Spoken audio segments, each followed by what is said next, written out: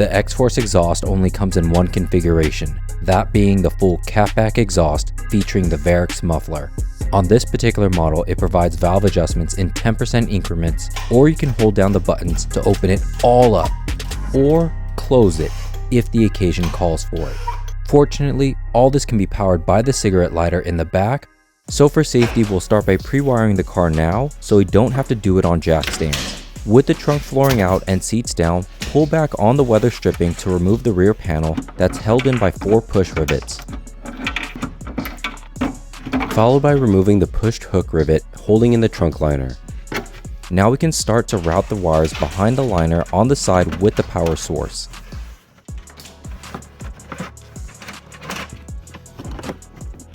Then the other set of wires will run along the top where you'll come across another push rivet. Just remove it and continue to route the wires along the top of the liner and behind the side bolster, which comes out with the pull at the top and lifting it up. Here you'll find a small cavity that's big enough for the controller and extra wire slack. But if you prefer to run it all the way up to the front kick panel where there's another power source, there should be enough slack to do that too. Either way, you'll want to remove that last push rivet and T40 holding in that bottom hook so we can move this liner to the side later. Just be careful with that plastic cover as it tends to break easily. Finally, we can jack up the car, and for a full catback system, I would recommend lifting up the entire car up to a decent height so that there's enough room to get the old exhaust out and new one in, as well as having enough working room underneath. There's a jack point at each corner of the car where we'll place our jack stands, 2 behind the front tires and 2 in front of the rears. The front center jack point is easy to find. It's the point of the subframe indicated by the circle cutout or pad behind the panel for the oil drain plug, while the rears is actually the differential.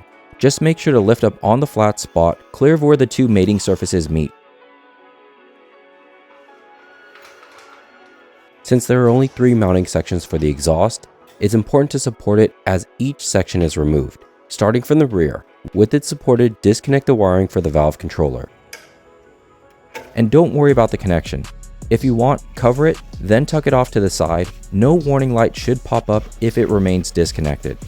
Now, loosen the 2 13mm nuts holding up the muffler hangers. As for the brackets, just pull them down so they don't get hung up and mess up the threads when the exhaust is lowered. Moving towards the front, the bottom brace needs to come off. The bolts in the front of the rear tires are T60s, while the 6 at the center of the brace are T50s. Let's also bring in a jack for support near the transmission brace, because this is where we'll loosen the E10s holding in the last exhaust hanger, with the last attachment point being the clamp and a 16mm nut holding on to the downpipe. Once that's loose, slide off the exhaust and scoot it back a little, then lower the exhaust. But pay close attention to your jack and move it periodically so it doesn't slip off the pad. If you're by yourself, having some furniture dollies would be nice, but if you have vehicle dollies, that's even better. Because of that inner groove, it'll prevent the exhaust from sliding off. Of course, it would be easier with help from a friend, but I just wanted to show that this can be done safely without damaging either exhaust on your own. And with the old exhaust out, it's not a bad idea to have it side by side with the new one, just to make sure that everything lines up as it should.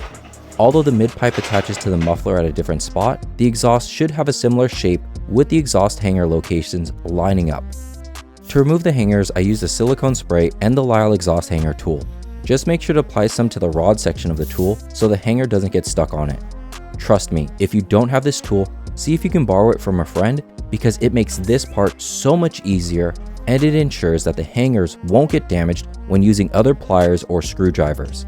As for the lubricant, a little goes a long way here, and since we're reusing the rubber hangers, it's better to use a silicone-based spray versus a lithium one, as it's gentler on rubber and polyurethanes, while lithium is better for metal-to-metal contact. If you need to, work in a small amount of the spray because we don't want a ton of this on the hangers when we slide them onto the new exhaust. In fact, don't apply any when sliding on the hangers to the new exhaust, as it'll cause a smell later on. Just make sure to install the hangers properly. The forward one is easy enough, while the 2 at the muffler are side specific. In this orientation, each side should have the metal bracket on the outside with the tapered end towards the rear, so the flat side is towards the front and the witness mark of the 13mm are facing down. There should still be enough silicone spray on the hangers that they all slide in easily without much effort. Just be careful not to bump your knuckles during this step. Now to slide on the exhaust clamps and slip on the exhaust. Typically you want the tightening nut to be pointed outward for easy access, but this can change depending on your car's height clearance and access in the exhaust channel. For now, slide the exhaust pipes all the way in so it's easier to handle. Then, once the exhaust hangers are bolted onto the car, adjust the length as necessary. But before we do that, we must route the wires from the muffler to our power source. Start by removing this cover near the driver's side muffler exhaust hanger. Then drill a small hole and cut it down to the center to route the wires. Then move the trunk liner to the side to reveal the hole that our wires will run through, which should be in alignment with the lower hole that our cover can now go back over. I also picked up a cover for the interior hole to protect the wire and cover up the hole. For those of you who wish to route the wires to the passenger footwell as the instructions outline, you'll have to run your wires on the other side. To secure the wires down below, I pinched them against this plastic cover and ran it back over where the bumper attaches, then through the heat shield between the leftmost and center mounting point. I elected to use a 1/2 inch by 4 foot heat wrap to protect the wires. If you decide to do the same thing, I had to de-pin the connection. Just pay attention to the numbering on the harness. Mine had the blue stripe run to number 2. With the wires protected and properly connected, use the provided heat shrink to close off the ends, and now we can bring in the muffler. The best way to do this is to connect the valve controller first. Then lift the muffler up so the exhaust hangers can be tightened to 25 Newton meters.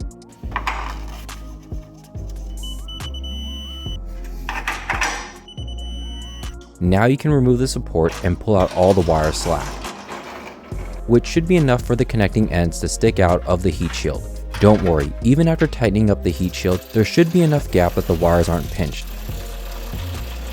But if you're paranoid like me, you can place on an additional layer of protection that doubles as a heat shield. If you also want to do this, I'll leave a link for the heat shields along with everything else, including the X-Force exhaust, in the description. To support the mid-pipe, I brought back in the muffler support so it can hold up one end. Then, once in position, I supported the other end with a jack. With the clamp still loose, the more contact points you have on the mid-pipe, the better, as it'll limit the pipes from shifting and falling out of place. Let's hook it up to the downpipe first, since that's the easiest if you use this trick. Remove the outer V-band clamp from the downpipe, leaving the inner clamp still on the downpipe. Slide the outer clamp over the mid-pipe, then hook the clamp over the downpipe and push over the other end. Trust me, doing it the other way is not this easy. Now slide on the bolt, washer, and nut before locking it into place.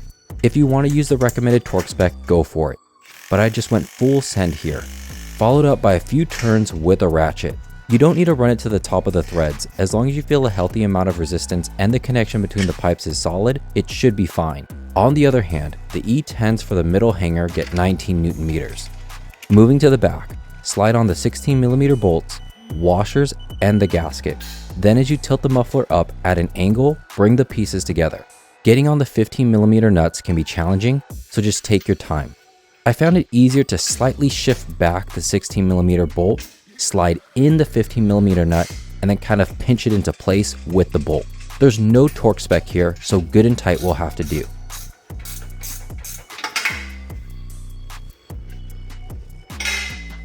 Then ensure your gasket is properly seated and the bolts aren't digging into the muffler before adjusting the pipes. To seat the mid-pipe, press it up into place. It should more or less fit and trace the exhaust channel. If it doesn't, slide the pipes in and out as needed while still maintaining full overlap between the pipes. Once it all checks out, slide over the clamps and snug them up.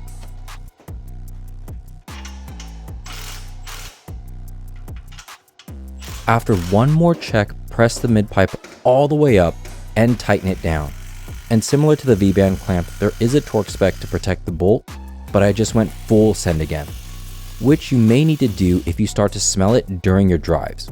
So I just did it here and now so I don't have to do it later.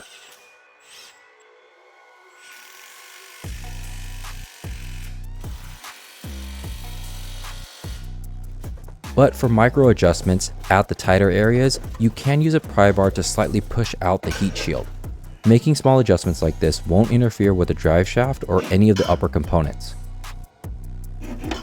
Now give it a shake test, and if it passes, place back on the brace, which should not be pushing up against the exhaust. The 6 T50s get 21 Newton meters in an alternating pattern, while the 2 T60s at the rear get 100 Newton meters. Double check that there's a gap between the brace and the exhaust. Then we can place on the tips. In my case, I had to get them to the very edge in order for them to be flush with the diffuser, which X-Force stated is their intended design. But depending on your downpipe and diffuser design, you may have more slack here. And just as a heads up, the carbon fiber tips are a little shorter than the chrome ones. If you have some kind of smoke machine or a leak detector, now would be a good time to see if the exhaust is fully sealed. Otherwise, just lower the car so we can finish up the wiring, then we can look for leaks the old school way. Pull the wiring slack all the way through before sliding the liner back into place, and make sure it runs up over that hooked push rivet as it travels to the rear bolster. Then use the other push rivets to guide it into place as we lock back in the liner. Don't forget about that bottom hook and plastic cover. Now we can pull through the rest of the wire so we can bundle it up and tuck it behind the side bolster, which has 2 alignment pins at the bottom corner close to that bolt that secures the backrest, and the top clip that gets pressed into this rectangular hole.